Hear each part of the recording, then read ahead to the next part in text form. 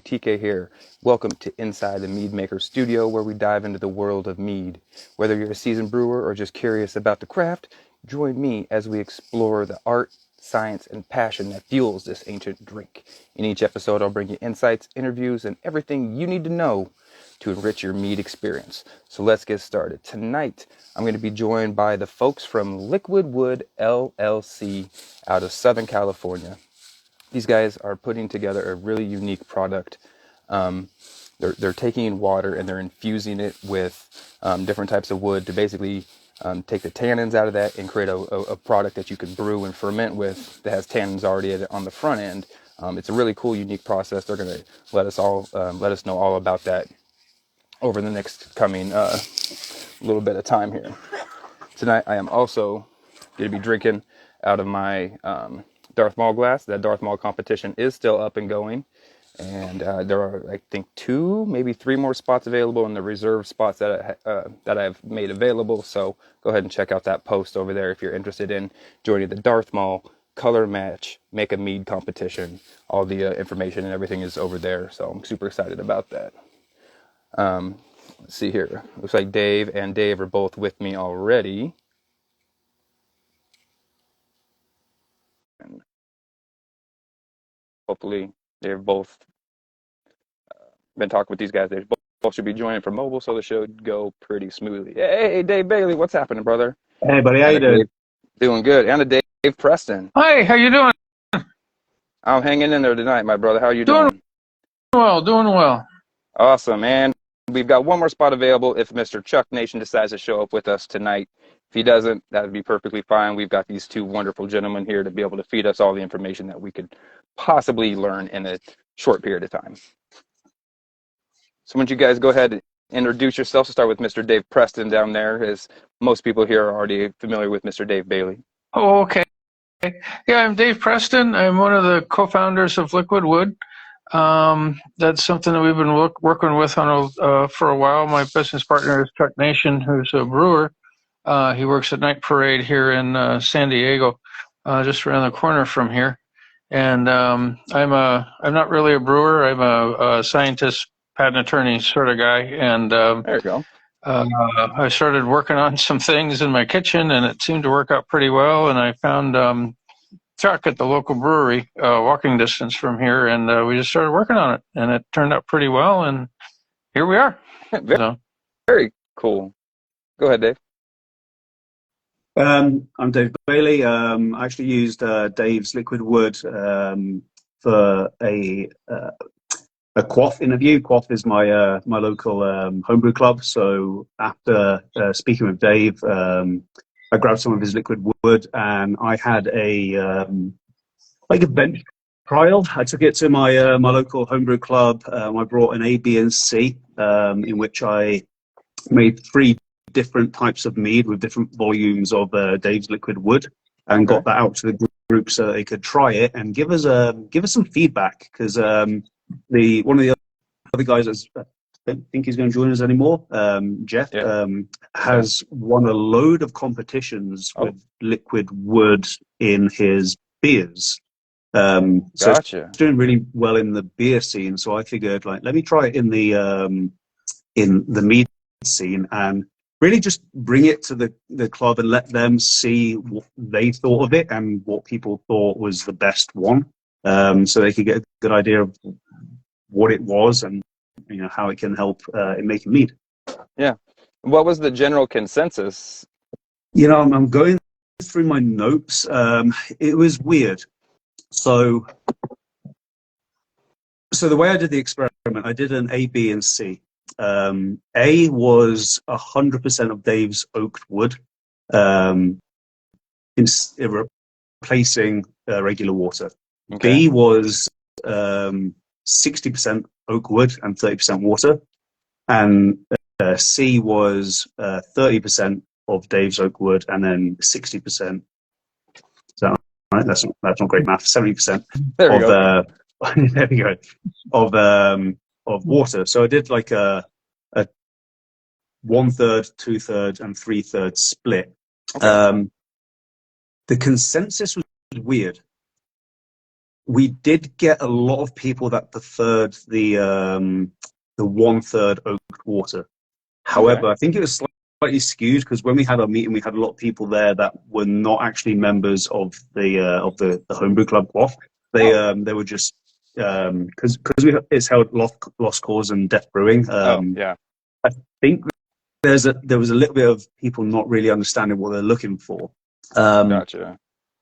On the other side of that, a lot of the really experienced home brewers really liked the 100% oak water. Really? And I got a lot more notes with that than I did anything else. So it's an interesting experiment. Yeah. In hindsight, I would have done just a regular mead without any of the oak water. I think that would have helped as well because you could really try the difference between the regular mead and the oak water mead. Yeah. Have like a nice control sample. Yeah, that's it. Yeah, exactly, a control. But we got some really good feedback. I don't know if you want to just leap into that right now, or how do you want to go about it? Yeah, we'll get into that in a minute. I want to, before we get too far into this, I want to kind of take a step back, talk to Mr. Preston, so you get a little more history about how it came to be and a little bit more on the technical side, and then we can work into that. So okay. Yeah, that's fine. Actually, I was hanging out at Green Flash Brewery here in San Diego. They've since not been here anymore, and they had a barrel aging program. And I really like those beers, but at times I thought that maybe they're a little extreme or maybe some more flexibility. For example, very high alcohol content or pH or some other things that there might be able to find a way to, put the barrel wood in a can or whatever. And I came across an article in Smithsonian Magazine about this group who was able to take just really low shelf vodka and expose it to high heat, high temperature, and high pressure, and with a chunk of oak in it, and turn it into a very nice rum. And I said, well, that'd be great if you can turn it into beer, but you can't just add vodka to beer. It doesn't work out that way. No matter what the temperatures are and things. And so I ended up running into Chuck Nation. And he was a brewer, and we worked on that, and were able to work through some of the regulations as well as some technical barriers, and just make it all in water. We've able to use a variety of woods such as cherry and oak and maple and chopped up Jack Daniel's barrels, and that's worked out quite well. Gotcha. And it actually works out pretty well. You get a different flavor profile for each one of them. There are some regulatory issues. Yeah. Does the spirit barrels, does that spirit character come through the process, or is it kind of just give like a different kind of unique characteristic, or is it like very identifiable? This was a whiskey, this was a bourbon, so to speak. Yeah, we've tried several different things. We've tried the chopped up whiskey barrels, but then we've also, added a variety of different liquors into the to pre-soak the wood chips. And you do get, if you use Scotch, it tastes a bit like Scotch. You can import a flavor like that. Jack Daniel's, it partakes that flavor. And you can mixy mash with the different types of woods, cherry with red wine or whatever. Sure. You can get like a double dose of tannins in there if that's or oakiness or whatever you're looking for. Chardonnay was a real interesting one. You get a nice little bit of oak flavor there. We did run into, we passed everything through the TTB and the FDA. TTB was fine with it. They said, well, it looks like you have this system, and we're fine with it. Just stick with, woods that are used or destined to be used for humans, human consumption. And we use wood chips used for barbecuing, and that's worked out pretty well. The FDA is slightly different. You're involved with alcohol, so they want to keep track of things. And they said that we're okay with white oak, which the oak barrels are used, and then certain type of maples. the concept is generally recognized as safe, but they want to have something on file. Sure. You know, some characterization, run it through GC mass spec or something like that. The extracts are easy to make. It's just wood and water, and you heat it up in a very particular way. Yeah. And it'll run for a few hours. And it seems to work out pretty well. Well, so far, you know, with thanks to home brewers and you know, home for the beer and the mead, I think we've really made a lot of good progress with it. Yeah. So you had mentioned that currently you're the TTB allowed, or the FDA, basically the, what do you say, human safe woods. In some of like the different types of groups and stuff that I'm in, there's always talk about, hey, has anybody tried this type of wood or that type of wood? I'm not really super educated in different types of woods that might be harmful to humans. Like, is there anything particular that you guys have come across or that you know of that you're strictly not allowed to use? Because I can imagine you're going to start getting questions. Yes, the TTB, and I think maybe the FDA, the TTB, I think on their webpage, you can go through and see if you need to kind of look deeper. Wormwood, which is used in the Green Fairy absinthe or whatever, they are not very happy about that one. Yeah, so that's something you have to be very careful with. But other than that, I think I think we're fairly clear on using different types of woods, and we use spices and chili peppers and, you know, just everything that you can, you know, put in a little jar and heat up and see what happens. Absolutely. And have you had success with those things as well, I'm assuming? Yeah, we went through, Chuck and I went through quite a development process. He was working at a brewery. I'd make up these extracts of whatever type, and I'd bring them in, and we'd mix things up, and sometimes the bartenders would try them, or you know, just kind of see what was happening. But it seems that just about anything we put in there, it worked out fairly well, except for fats. Banana has a lot of oil in it, so that didn't work out very well.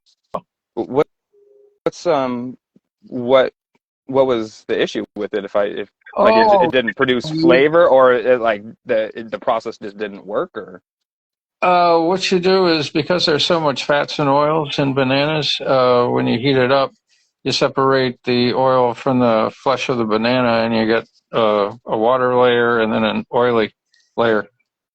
It ended up looking kind of like a layer of chicken fat on top. Yeah, I would imagine that'd be the case. Yeah, that didn't work out too well.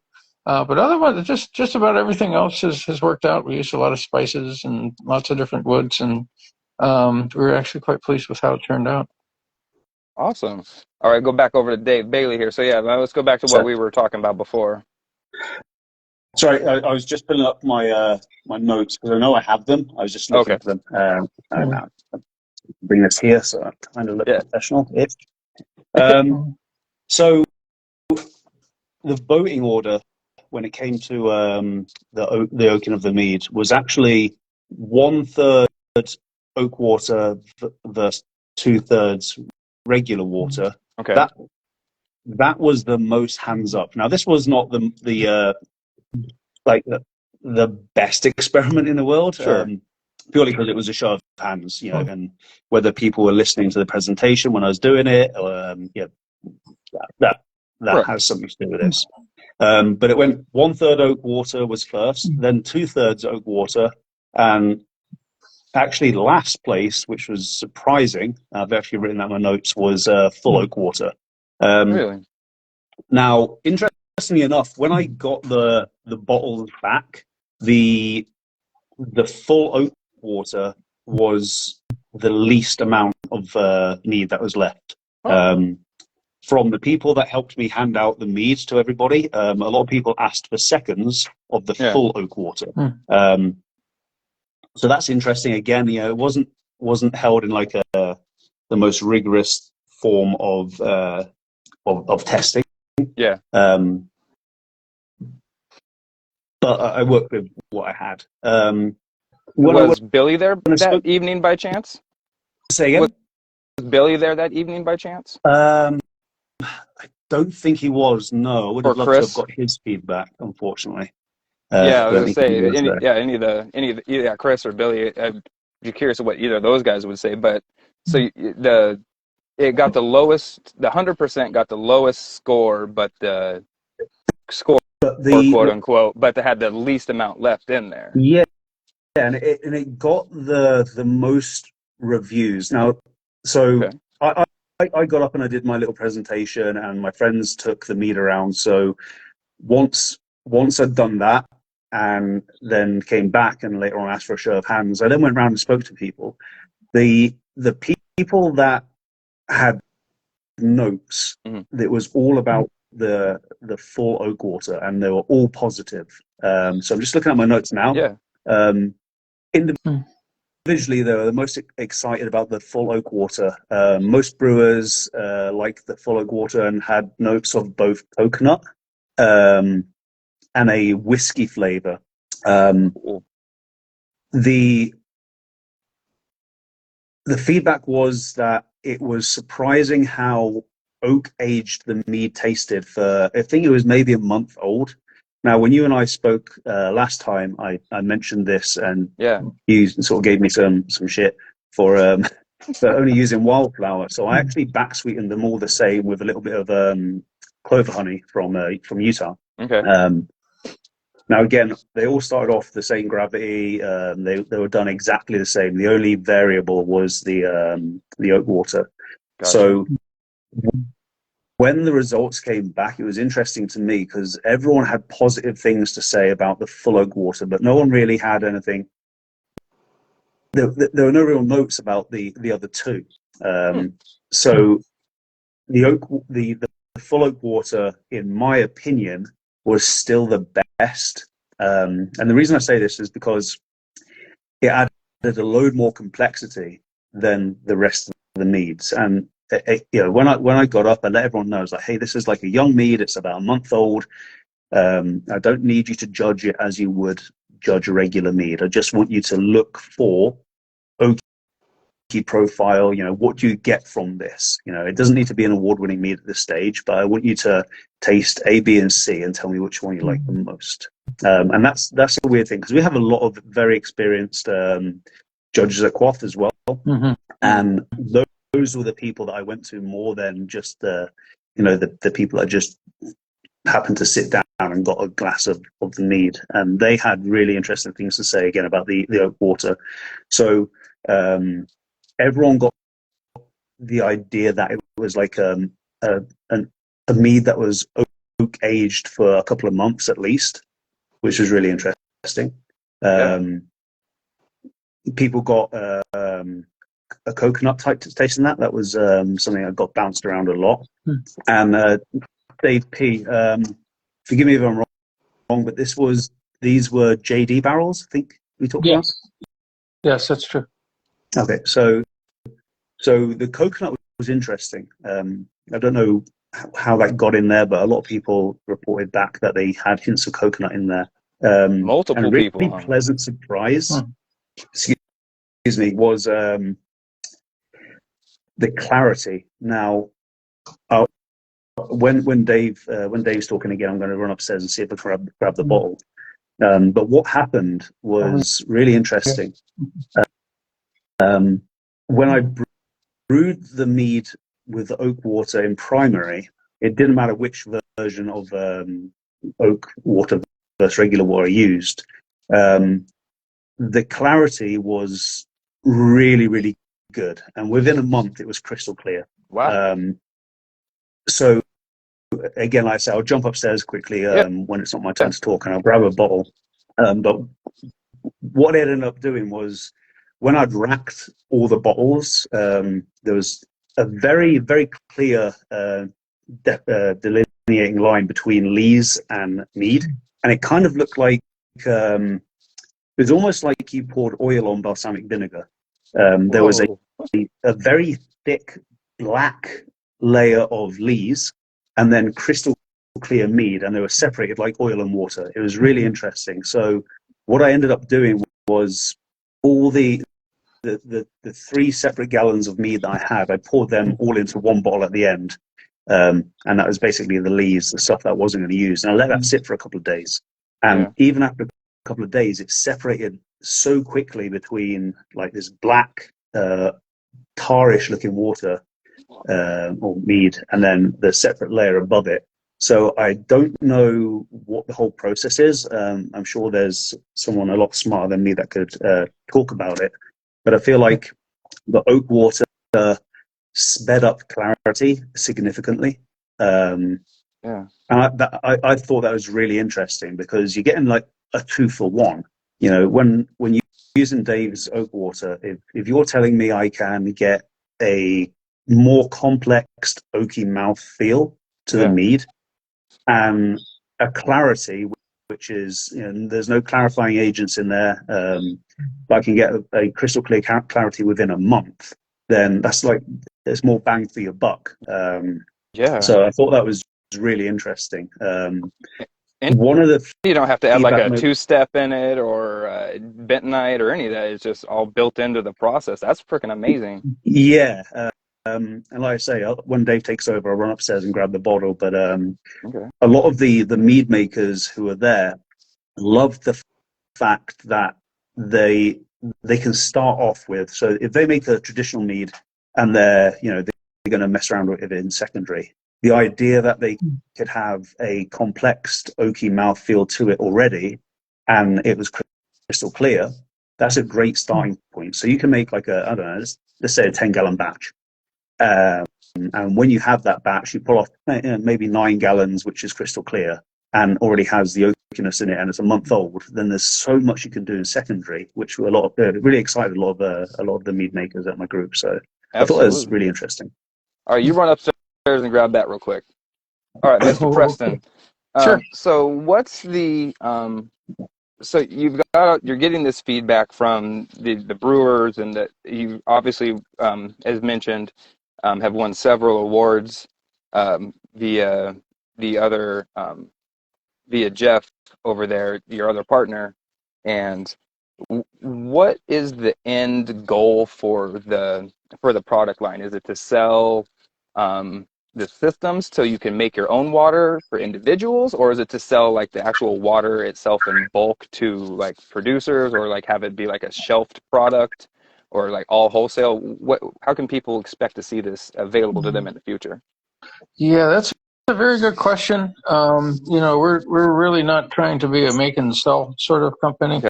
What we're looking for is to license the technology or sell it to large groups, or even we've done some deals with some small breweries here in San Diego. We have a patent on it. We got our first one about a year ago, and we've hired a patent broker, Becker Transactions, to work on the large breweries or whatnot. We were trying to find someone here in San Diego who could make the extracts and sell it, but we weren't. Yeah. That didn't work out too well. That's So there is a unfortunate. gap that we really need to fill. And if anybody's interested in that, please let me know. I'll be happy to have a chat about that. We're hoping that there might be a small brewery that had some extra bench space that'd be able to make some of these things and go ahead and make them more publicly available. So, But we're not set up in the make and sell sort of gotcha. situation.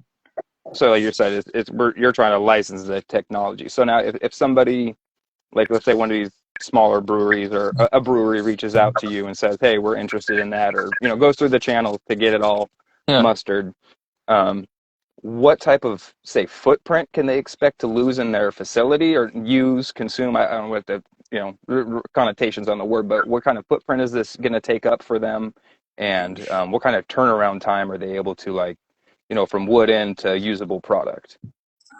Sure, you just use standard kitchen equipment in order to make this work. So like a square meter would really be all that you really needed. Oh, wow. That's very reasonable. Yeah, and I make it a gallon at a time. Cool. The one, yeah, I know. So it's, you have a kitchen device that holds about a gallon. You press a button, and then I guess it takes about 8 hours to go up and down completely, so you don't burn yourself or whatever. Yeah. It's dead easy to make. There's no question about that. The one weakness is that you have to use quite a lot of it. It's not one of these tinctures where you put it in an eyedropper and put in 3 drops per beer, or Right. whatever, 3 drops per bottle. It's more of a starting point that might be a little bit too much of a woody flavor. Is about 3 parts beer and 1 part extract, and that seems to be maybe a little bit too much on the wood side. But each experiment's a little different. And then And I'm sure it varies by beer style and personal preference, obviously. yes, very much so. I know Jeff. I have his notes here. When he said he couldn't make it today. And he made an imperial stout, where in the past we were adding the extract at the end. You can just go to Bevmo and buy a bunch of beers and put it in, and it has to react for a while. Let's say 3-4 days. Okay. And he did it different, where he used the water to the wood water, as David calls it, into the dilutes the wort and then ferments from there. And so there's different places that you can put this in. But he made a imperial stout. He reduced the amount of water in making the wort, so you had a concentrated wort. Put the volume up with the liquid wood, and add your yeast and off. So there's easier ways or more complex ways. But we got like 5 medals, 1 bronze, 2 bronze, 2 silvers, and a gold, or something like that. Heck yeah! And so I think we were very, very, very impressed with that. And there's a brewery here in town, Pure Project. They have a love Pure Project program. They're a great place, aren't they? Yes, yeah. They make such great beer. Oh yeah, oh yeah. And they made an imperial stout, bourbon barrel aged, and I went down there and tried it. And it was what we have here. It really rivaled that. I was very pleasantly surprised, because a lot of people said that, it's not exactly a barrel age, but it's close, but you have some more flexibility. And so, if it's not going to be an exact match to a barrel age, but I think we're getting pretty darn close. Now, is the system able to be scaled up, or say somebody patents, gets one of these systems?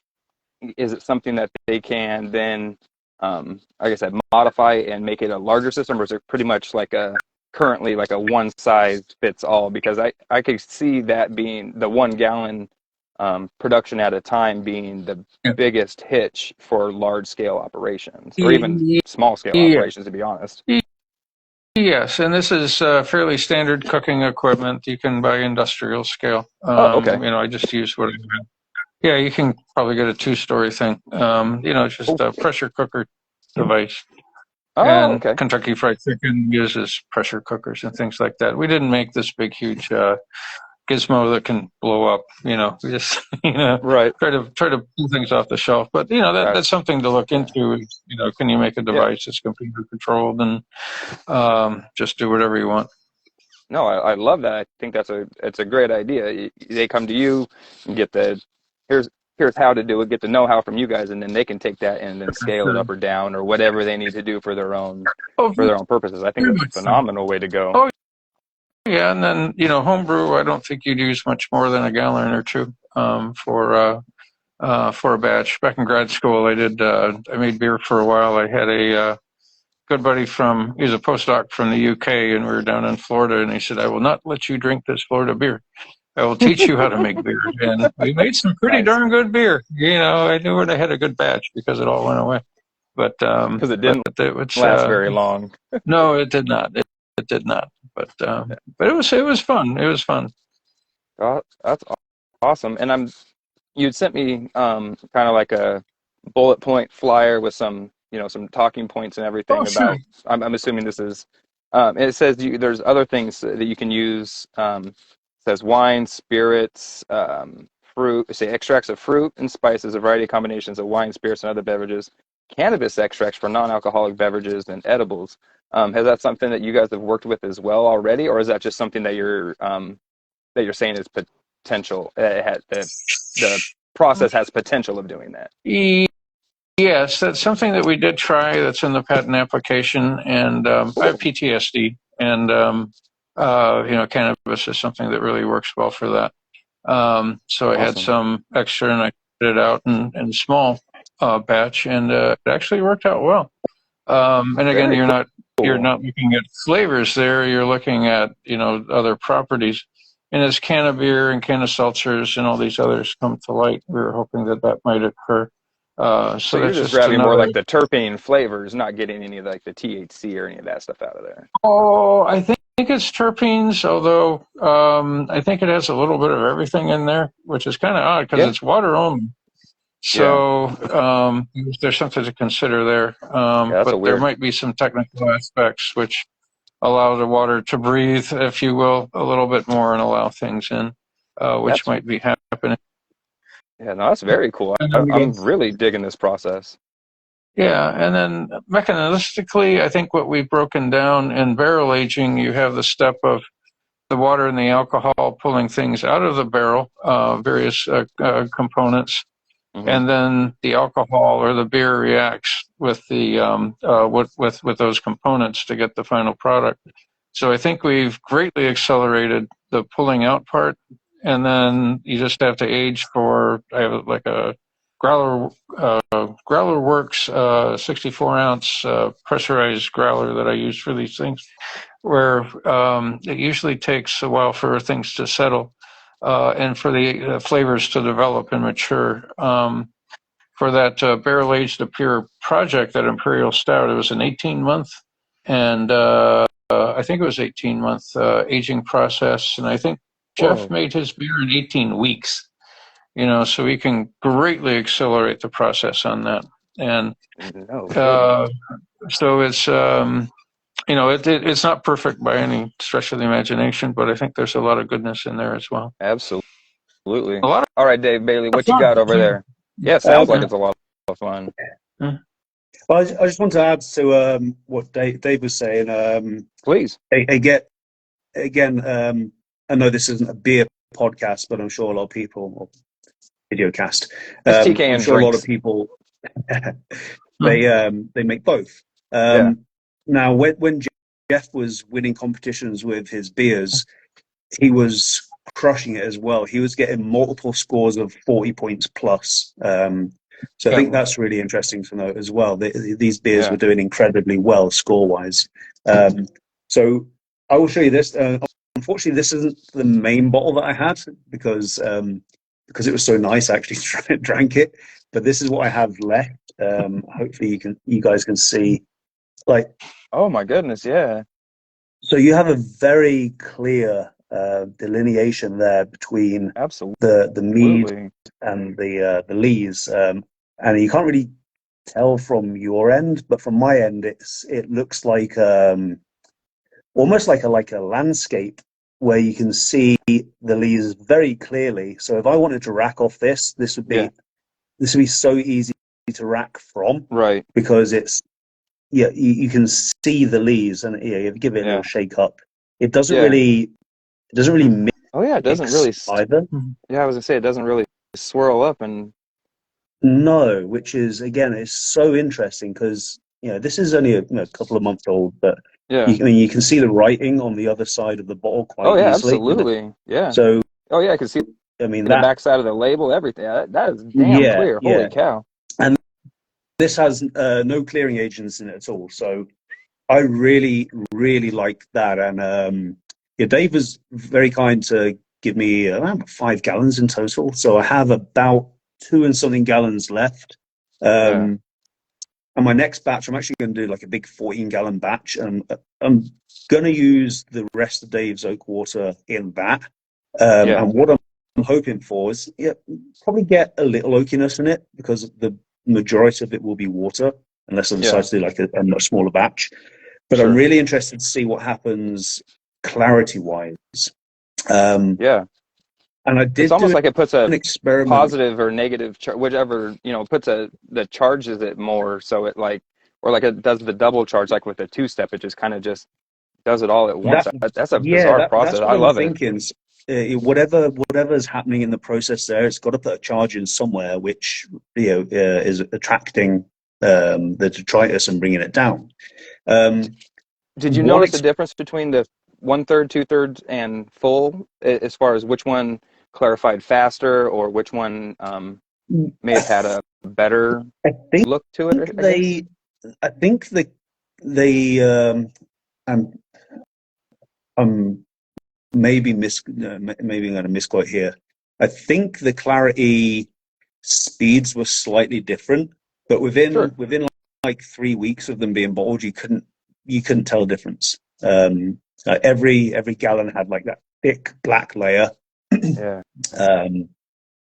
But again, have you plated it with it yet? Pulled it out, touched it? Like, does it look like leaves? Does it smell like leaves, or is there something else in it? Because I mean, to be fair, that is considerably darker than I haven't played the leaves at the bottom of mine. Leaves. No, I haven't played with the leaves. But what I did do, and I thought this was really interesting. Yeah.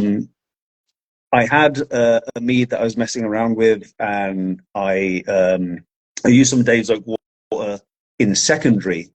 I added some of that in, and the oak water is actually kind of dark, which is interesting because when you look at this, it's super light, but the oak water is actually quite murky.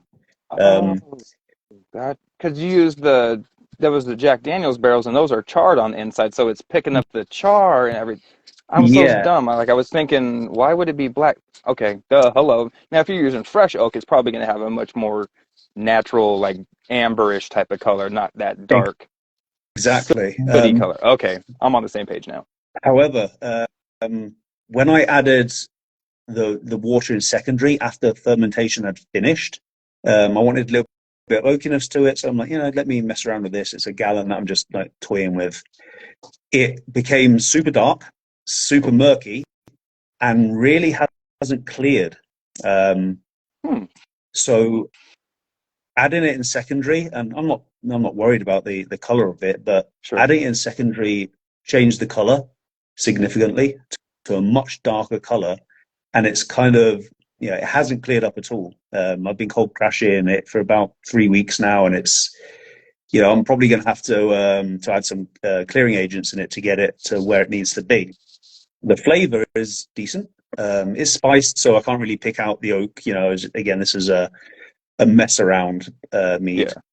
But I thought I'd add some in secondary and see if it cleared the mead out, and it didn't.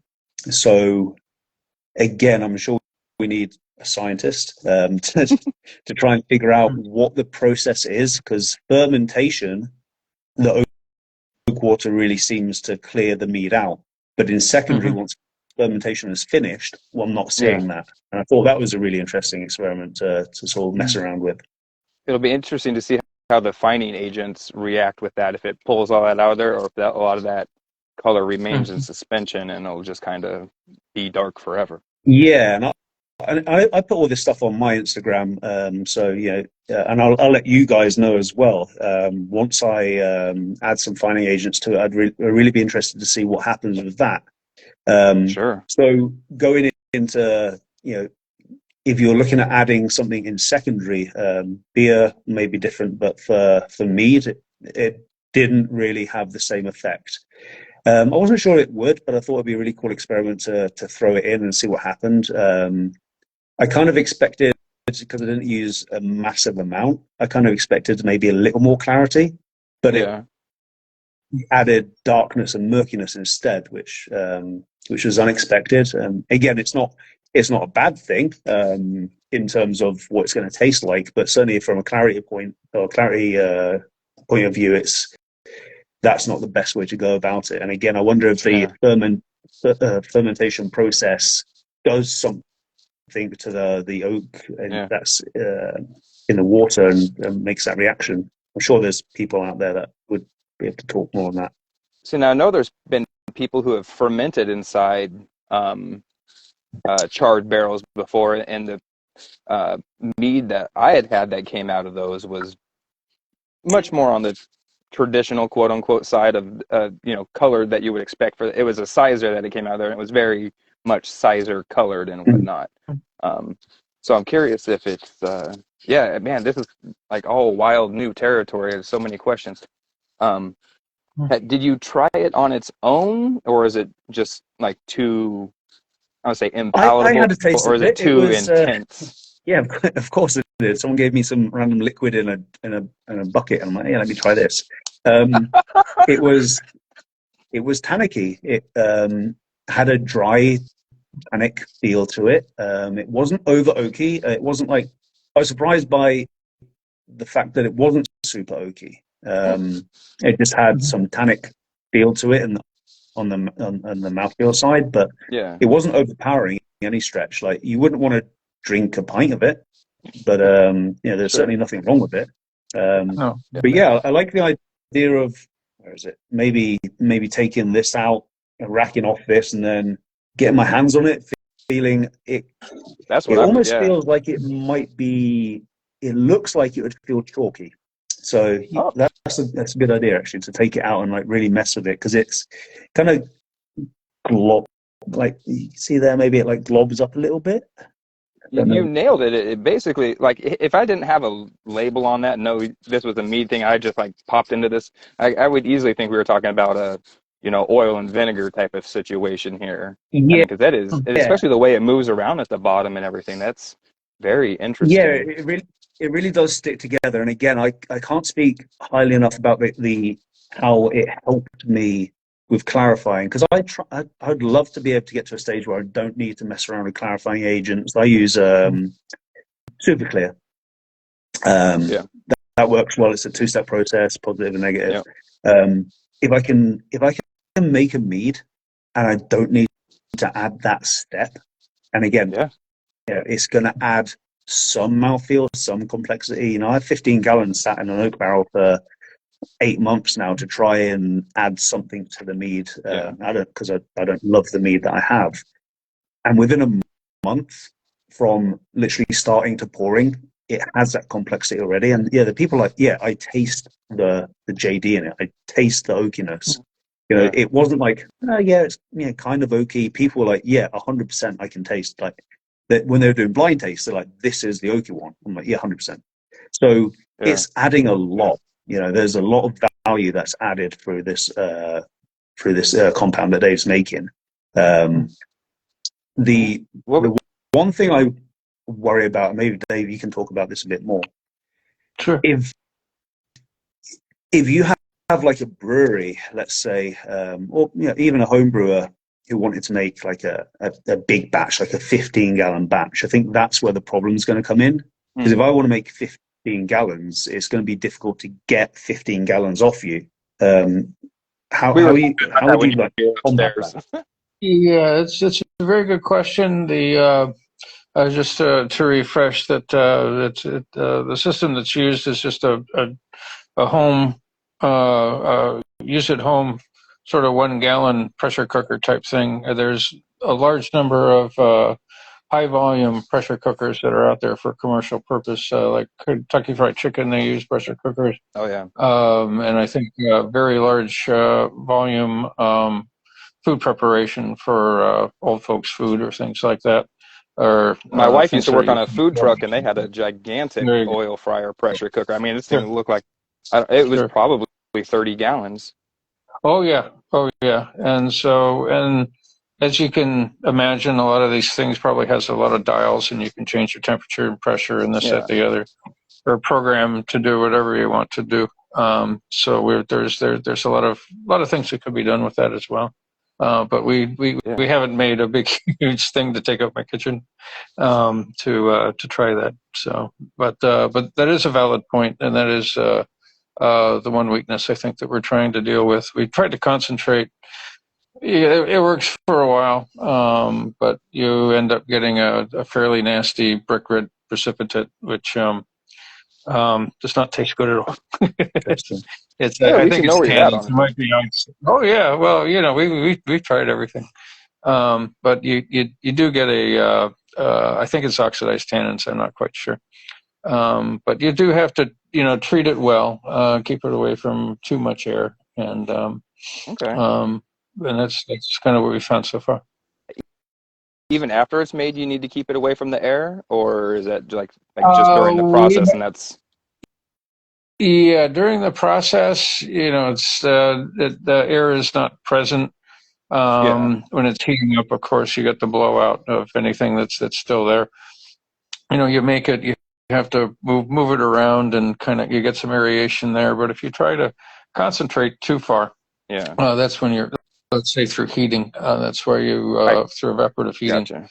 where you start getting whatever reaction is happening. My thought would be that it would be oxidation, but it could be other things. Sure.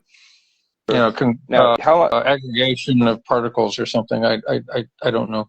It just creates an unpleasant effect. Yeah, it becomes rather bitter. And then for the clarifier, we first started using it. I thought, hey, this is a great clarifier, but it doesn't clarify all beers. But it's it's kind of unique. There's a lot of consistencies, but there's also inconsistencies associated with the type of product you're putting it into. And I think you can put it into wines. You could age wines or spirits or any number of things. Gotcha. And just anybody who's watching, if you have any questions, I know there's some heavy mead makers out there that are watching right this second. So if you guys have any questions, feel free to shoot those across as well. Now, Dave Bailey, you've had this. He said he sent you 5 gallons, and you've had it for, I'm assuming, at least a month or two now. The which one, sorry? The actual the liquid wood itself, the water. You have that. You were given the portion of it that you had that you made. Yeah, I'm assuming the ABC you made was 3 1-gallon batches. Yeah, that's right. And unfortunately, that's all gone. Okay. To my shame, I didn't bottle Dave up the 3 separate bottles. I don't know why I didn't think of that. So I've already told Dave, I owe him a couple of bottles when I make my next batch. But I really wanted to get these 3 1-gallon batches done, and then to the quaff meeting so that people could give their feedback. Again, there's a lot of things I do differently, and that's something David and I can discuss as well, because like I say, I've got about 2.5 gallons left. I'm going to do a big 14-gallon batch within the next week. I'm just going to add the 2.5 gallons I have left and see what happens. But from the beer world seems to be doing well, but Dave P, like what would you like to see in terms of more experimentation of mead? There's certainly things that I wish I had done, I wish I did a control and I brought out 4 different samples, but you were there that night, you tasted them. What were your thoughts on the different types of mead, and what would you like to see later on if an experiment continues? How would you like that experiment to go, and what would you like to see? Absolutely. Dave, do you get that? Yeah, I don't know that much about meads, but I'm of the impression that beer, mead, and wine, there's sort of a commonality there. Yeah, I'm not quite so sure. I know maybe the different types of woods would certainly be in play, but I'm a little nervous about the TTB and the FDA associated with that. Although from what I understand, that home brewers, you might not have to deal with that as much. I think that'd be kind of interesting. We tried the. I had just come off of spending a couple weeks on the phone with the TTB and the FDA, and white oak. So I got raw white oak, and we tried that the first time with Jeff, and I thought it was great. The people with more developed palates were not as impressed with it as I was. And evidently the toasting or the charring really mellows out the flavors that you get out of the barrel. So there's a lot of things to develop with that. When we were developing the technologies using the different things like spices or hot peppers or any number of things, I tried to make a mint julep. I put in mint with the bourbon, bourbon soak chips and things like that. And playing around with the different pre-soaks might be interesting. let me ask you this: if you were to make because you do them at different temperatures, right? Yeah, there's a couple of different temperatures that we can use, and that's just I'm limited by the product that I use right now. So if you had the same product and you made 3 separate 1-gallon batches at different temperatures, could that be a good experiment where you're like, this is oak water mead at 150, this is at 200, this is at 250, whatever the numbers are? Would that be a good experiment to mess around with? Yeah, we did go through a lot of optimization, I think, for at least beer adding extract to beer in the 64-ounce pressurized growler, CO2 growler. Yeah. Then it gets set for a few days. We've gone through a lot of that. The amount of wood, the low pressure versus high pressure, low pressure, high temperature. Mm-hmm.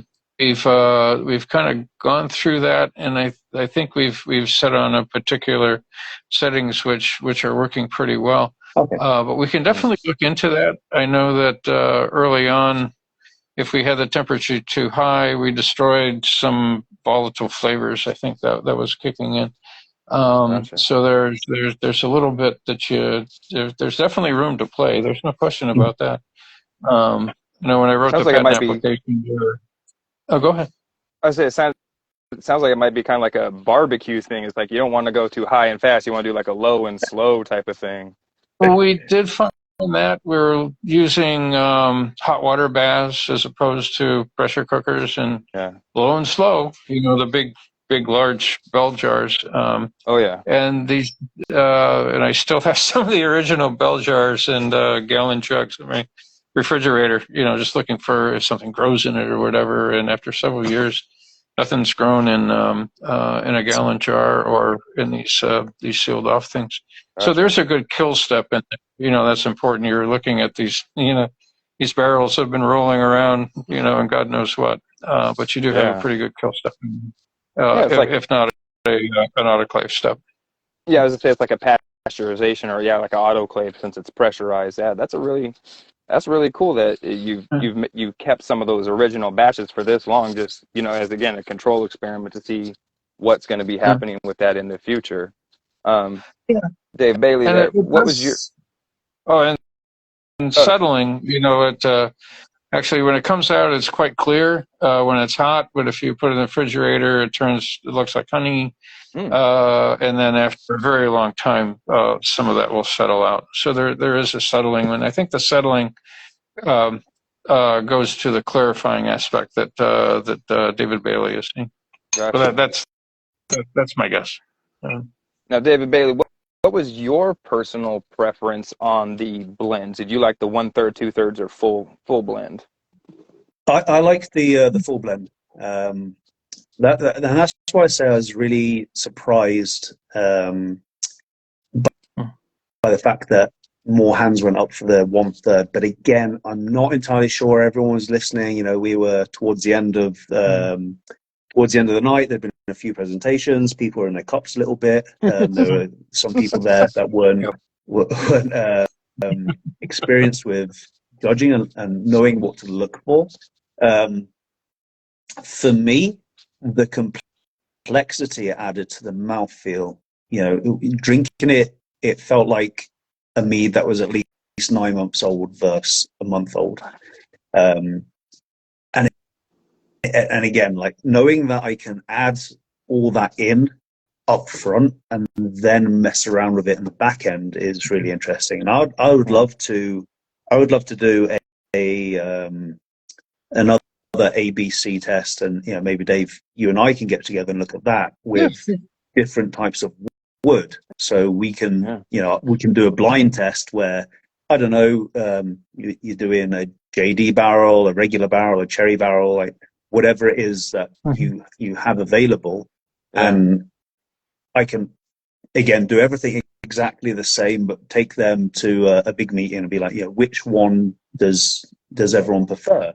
And then see if it's like a whiskey barrel, a gin barrel, a vodka barrel, whatever. Again, that's whatever you do on that process. That's so I think cool. that'd be really interesting to look at as well. And then maybe seeing if the clarity is different, if the barrels themselves add different levels of clarity. I think that'd be a really interesting experiment to run. Absolutely. Especially Yeah. different alcohols versus different clarities, different char levels, all that Yeah. stuff. This is like Wild Yeah. West territory, man. And TK, I feel like you touched on it before. I wonder if it's the charredness. I wonder if that just adds like a gravity to whatever charred particles are in there that just draw stuff together. And because it's charred wood, maybe that pulled it down. I wonder if Yeah. if It it's if something that isn't charred or isn't like oak isn't burnt that way. I wonder if that might have a difference. So that'd be really interesting to run. And Yeah. I'm Dave. I'm all in experiments. Again, we've got some amazing beer makers who are having great success with this. yeah. And I would love to mess around more and provide you that feedback, because I think it's super super fun and interesting. And you and I are not stuck by the TTB. You want to throw some THC or some wormwood in there, like, oh, fuck knows. If I go blind, I go blind. But I think that'd be a really fun experiment to mess around with, and bring that back to the table. Yeah. And maybe in a half a year, TK can have us on again, and we can discuss what we've discovered. We've got a question. Have you guys tried Amburana wood? I don't It's a know what that is. It's a Brazilian. It's very similar to like a cinnamon type of characteristic to it. Cinnamon wood. No, I quite honestly, I just went down to Home Depot or the local grocery store and picked up The barbecue bags of wood chips. barbecue chips. Yeah, and that cherry we really liked. I was really upset that the FDA wouldn't let us go loose with cherry. But cherry, maple, oak, apple, just whatever you get your hands on. Mesquite was a little heavy. Mesquite was a little mesquite.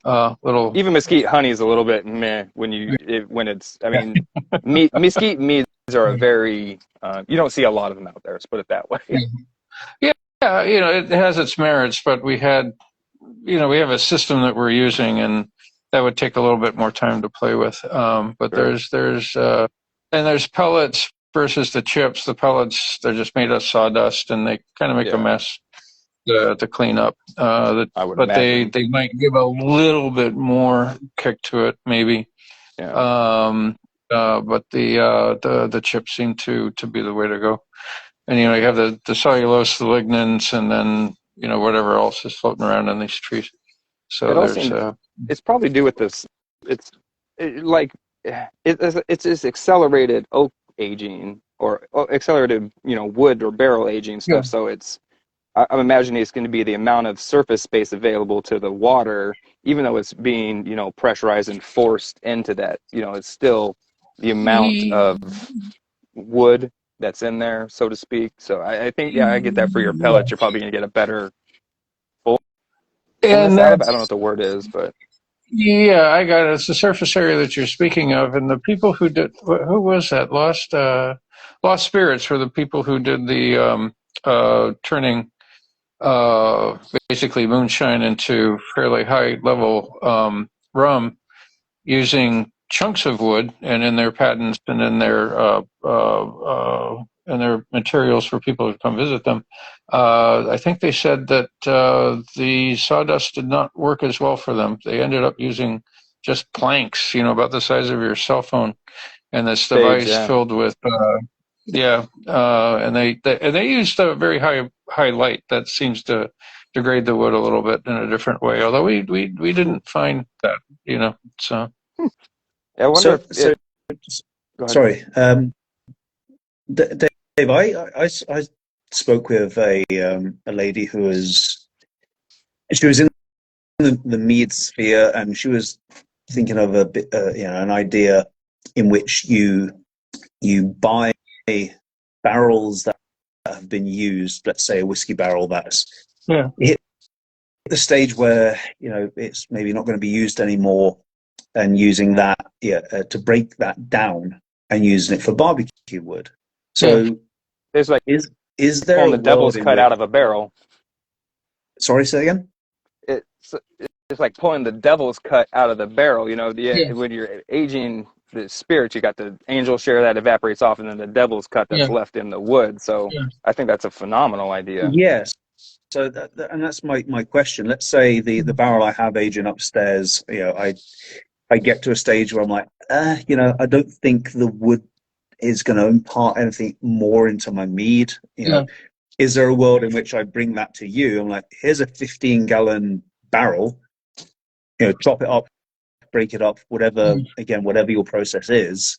Yes. And, you would then have a mead infused barrel. Is there a world in which people could bring you barrels and you could break them down and then give them the water afterwards? Does that make Sure. sense? Yes, that's basically what we've done. Buying the Jack Daniel barrels wood chips, they're trying to get income streams for whatever they can, and they had all these barrels. They only use them once after all, and they Yeah. chop them up, and it actually has a fairly heavy bourbon smell to them. They come in sealed plastic bags. First time you open them, it's like, oh boy, that's a little much. But you can add to that. I know what was the Jim Beam barrels. Yeah, they didn't have that, and the extracts from them were a lot darker. I'm not quite sure why. But there's a lot of imponderables. But yeah, they age lots of things in oak barrels. So any of those you could definitely use, and we shortcut that by pre-soaking the wood chips in these various spirits, which I think the TTB and the FDA are okay with. I think when breweries buy barrels, there's evidently quite a little bourbon left in the bottom, and they don't throw that away. So. So I I so what I'm just moved a thinking of, barrel the and other day that had like 3-4 gallons at the Oh, bottom of it. It was yeah. ridiculous. You'd hear Oh, it yeah. sloshing around in there. Oh, yeah. Oh, oh, yeah. I think oh they call crap, it, wet barrels. I think is what they call them. But yeah, that definitely could be something to look into. Yeah, we tried a little bit of everything: Scotch, bourbon. I don't think I did gin, but the wines ended up pretty interesting. I know you're not supposed to mix wine with other things. At least the beer people say never do that. But it ended up fairly interesting. I really like that. So so at least the Chardonnay what I added a little bit more oakiness. what I'd be super interested in, and again, I may be speaking out of turn. I only make mead. I don't understand how beer works. I don't understand the whole process that you have. Same. So Lost Cause has a really interesting mead, and it's aged in soy sauce barrels for like 18 months. Oh, wow. It's a phenomenal mead. I didn't get to try it. I forget the name of it. TK, I owe you one of them if ever you get back down to San Diego. So my question would be: let's say I've made a phenomenal tasting mead, but I've aged it for 2 years in a barrel. Could I then give you the barrel? Could you take the barrel and turn that into the liquid that I could then make another mead out of? Oh, yeah. Without aging it in the barrel afterwards? Is that you know what I mean? So you take the barrel that's done all the Yeah. work for a couple of years, and then you turn it into the water and use that to make another mead. Do you think that process would? Yeah, it's not going to be exactly the same, but do you think that sure. would? Yeah, I see. I don't see why not. You're sort of longitudinal. You're still with the same barrel rather than pulling things and playing with them. But yeah, I don't see why that wouldn't work. I'm not sure how many times you can use one of these barrels. I don't think that they're used that much by the distilleries. I know Jack Daniels, they only use them once. You get about 5 uses out of a barrel is the most I've seen anybody do. By the time you get about 5 different go rounds, you've pretty much the barrel has been pretty much exhausted. And I think in wine they do the same thing. I was into wine for a little while, and I think this group in Spain they kept buying all the used barrels from French vineyards or whatever, and they put their Sangue de Toro in it, and the real heavy Spanish wines, and it worked out quite well. I really like the way that worked, but so I'm not sure how much is really in there, how much you lose per batch, but Sure. that's I really don't know. Now, how? Yeah, again, I think that'd be a super interesting idea to play with, is taking a known mead that has a known flavor, yes, that ages in a barrel, and then that barrel reaches the end of its life, and you turn it into the oaked water. Again, that's what I'm calling it, because I'm not smart enough to figure out what exactly to call it. But could, again, I think the 15-gallon I have upstairs I think it came from Serpentine Cidery. So it's a cool way to add something, a cider barrel to my mead. Yeah. But let's say that is a good mead, and having tasted it, I hated the mead at first. It's sage wildflower. I didn't really like it. After 6 months, it has I don't love it still, but it has a really complex, interesting mouthfeel. Actually reminds me of some of the meads that come from Good Omen, not in flavor, but in mouthfeel. I'm wondering Never got if to try their I could stuff. then, I'm so sad. I mean, this is a Good Omen barrel bottle. You can see it. But yeah, I'm wondering if, let's say I make a good mead out of the barrel that I've got, could that then be turned into oak water and help make a very similar mead? And again, I'm sure that's not gonna, it's not gonna translate one-on-one, but maybe it has the ability to impart some of what you had already. Yeah, I think it's a cool concept. That's valid. Yeah. I would be interested to see like something like that done in like a like a horizontal, or I guess in this case it'd be like a vertical thing. Like you have your mead in the barrel, and then you do take that barrel, make it into the wood water, and then make the B2 of that in with that. And so like it's like a soy sauce. Like there's a little bit of the original batch in the future batches of that product line. That's a wild concept. I love that. I'm so on board with all of this. That's a crazy idea, but again, it'd be super interesting because, again, and at the home brewer level, I invest a lot of time into aging a mead, and but once this mead is racked off, I have a 15-gallon barrel that I've got to steam. I've got to figure out what to do with it. Water test it or leak test it. Yeah, but maybe there's a world in which I'm like, I'm done with this. I'm going to give it to you guys. You can do what you want with it. Maybe I get a return on what I give you. You take it, you split it into into thirds, and I get a third of that back, and you keep another third. But the third of that I get back is maybe like 5 gallons of oaked water that was a cider barrel that held mead.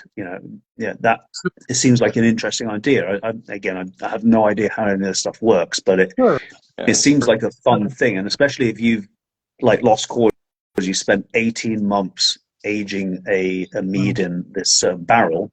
Maybe there's a rolling the dice world in which you can you can speed up that process to 5 months in the barrel broken down into its component parts. Sure, it makes sense. I think Napoleonic brandies do that, and some champagnes up in the wine region. I can't remember. I don't remember which one it is.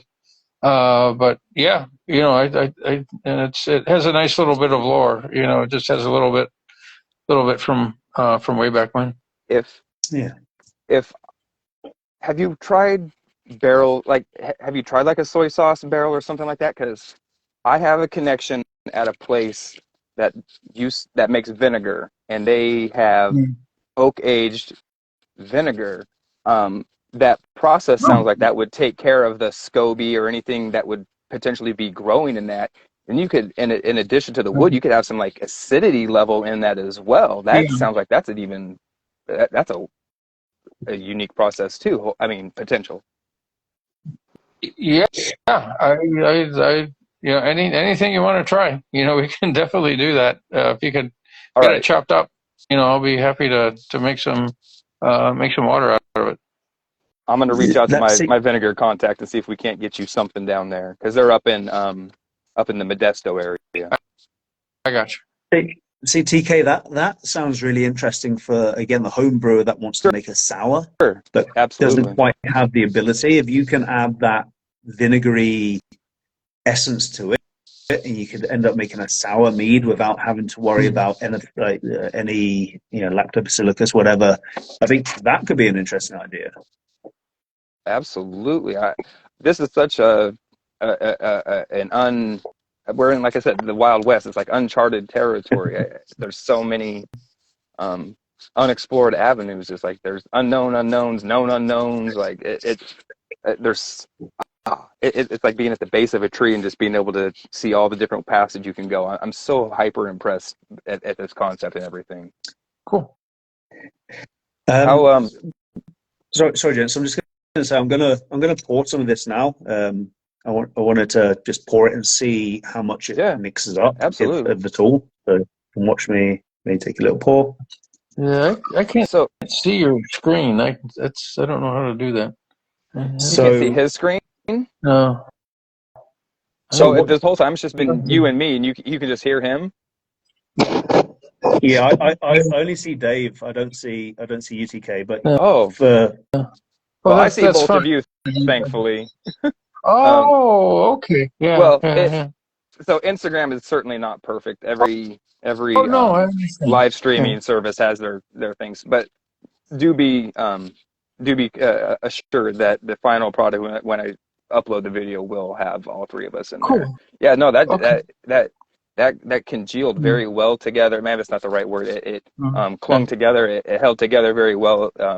Did not pour out of there. That is amazing. No, and again, I think that's super important. I mean, from my end, it looks a little less together than it does on your end, but sure. When I tilt it back, it almost looks like it's sitting there, right?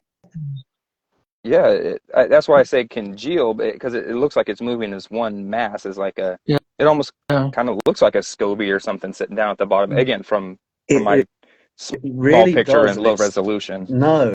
And again, I think that's so impressive, because if you have like a 3 gallon and you have the ability to have it sort of lying on a tilt, you lose a decent amount to the color, but you can really get every last drop. And again, this is the clarity. You can literally read on the other side of that glass. Absolutely. Yeah, no, you could not ask for a more brilliant clarity on that. No. And again, this is no clarifying agent. This is, what is it? I did the talk in October, so this is 2 months old. That's 8-week-old mead, and it looks like it's been fine with either 2-step or a very heavy dose of bentonite. And man, that is amazing.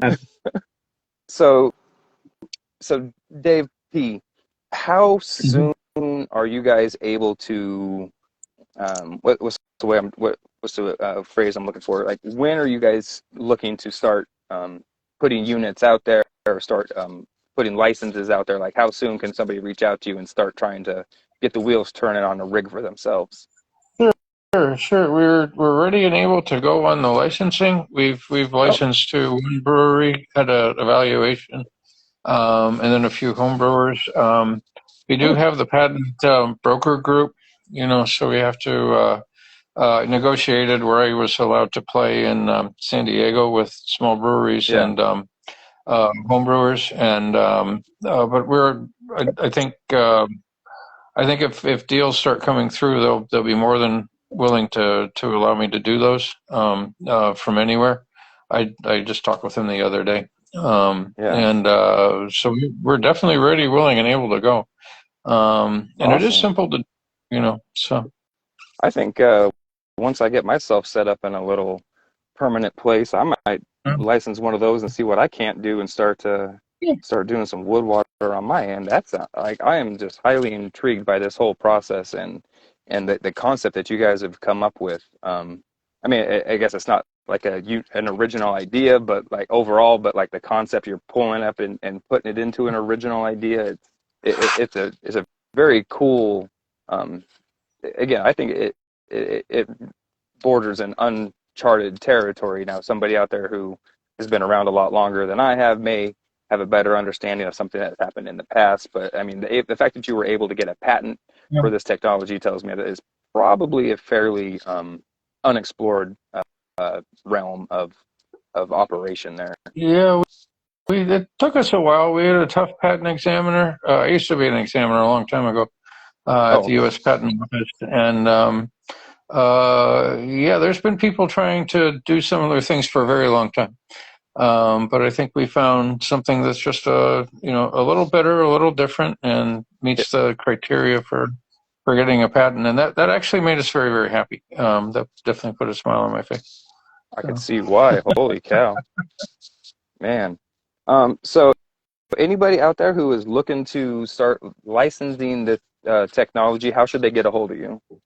Yeah, it can be reached easiestly by email. It's Preston at drpna.com. And I'll go ahead and put that in the comments Oh, you and, have and my, in the yeah, you have description of all that stuff of the video, so people can just sure. hyper click to that. So you guys are ready to go now. We've had multiple test runs of the batches through mead and beer. Not any wine or cider yet, it sounds like, but given our current knowledge level of the products, there's no reason why it couldn't work for either one of those as well. Not that I can see anyway. Yeah, I think it's pretty wide open. We haven't run into any huge snags.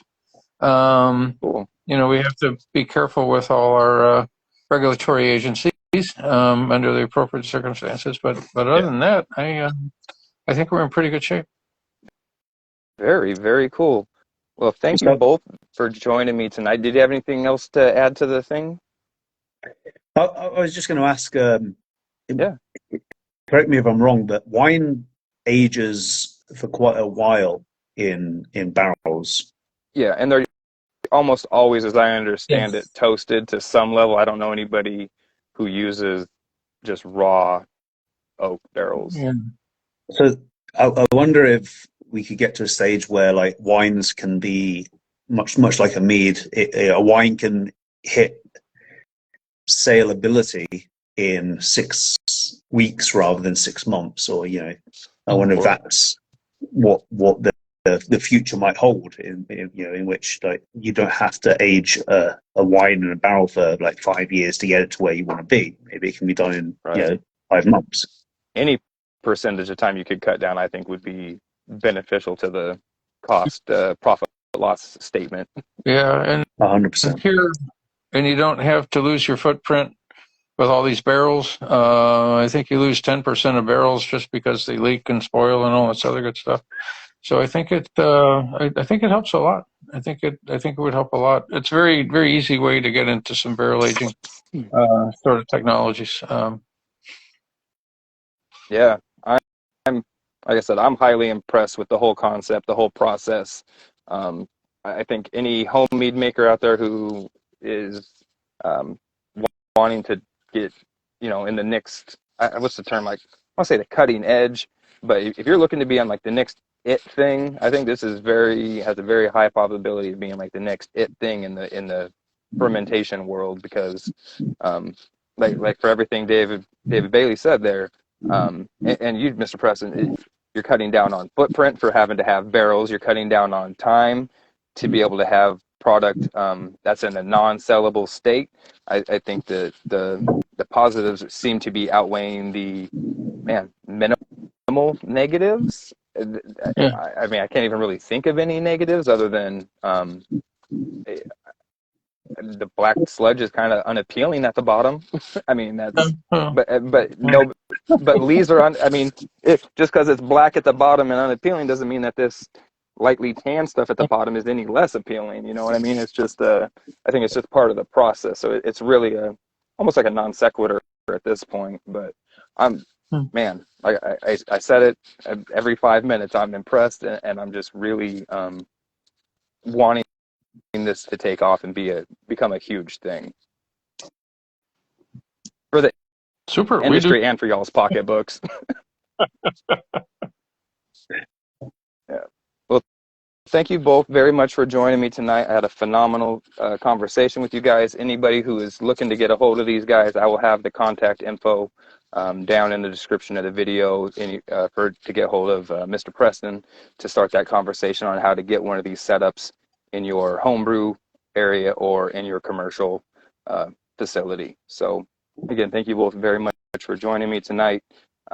And I look forward to speaking with you guys in the future and seeing how the next iteration of this project takes on. Thank you, brother. Appreciate Thank you it. very much. You're very welcome, gentlemen. Have a great rest of your evening. You too. Bye-bye. Okay. Bye. That was a great conversation. I'm super excited that this is a product that's going to be potentially available to a large number of people. I know Dave Bailey kept referencing, hey, can we get you this to Mr. Preston? But as I think he said, that they're not really looking to be processing that stuff on their end. They're looking to more license the technology.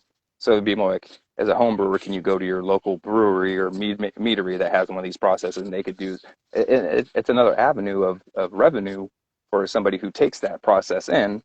Now you're making the wood water, and you can give it out and sell it potentially to clients or home brewers, or just use it all for yourself, whatever you want to do. So I think there's multiple fronts on which this is a beneficial process to be bringing into your operation. So like I said, I'll put the contact information down in the description of the video and the podcast. Thank you, everybody, for joining me tonight on TK Drinks inside the Mead Maker studio with Liquid Wood LLC. Y'all have a great rest of your evening. Peace.